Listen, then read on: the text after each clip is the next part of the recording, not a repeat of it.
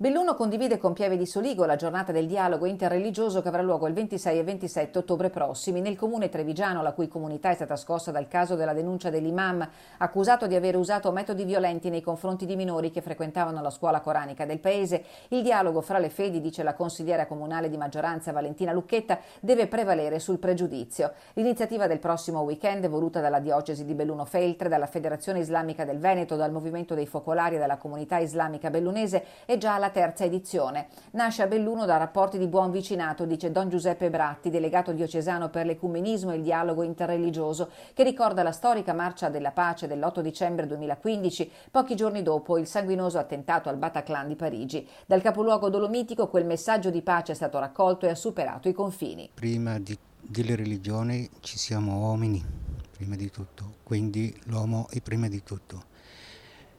Poi vengono le religioni in maniera di stare insieme con gli altri per fare un percorso unico. Il movimento dei focolari è stato il grembo in cui questo cammino è nato. Il negativo qualche volta provoca un grande positivo e c'è questo dialogo che è cominciato. Noi, la nostra idea che viviamo insieme è tutti fratelli uniti per la pace. Noi, spiega l'imam di Belluno, cerchiamo di far vedere che il dialogo tra noi è quotidiano e dopo 15 anni di cammino sta dando i suoi frutti. Eravamo un po' una comunità chiusa, no? Facciamo la nostra attività dentro, tra noi. Poi abbiamo visto, a un certo punto abbiamo visto che sono tanti ostacoli, soprattutto l'integrazione con l'altro, con la comunità italiana qua.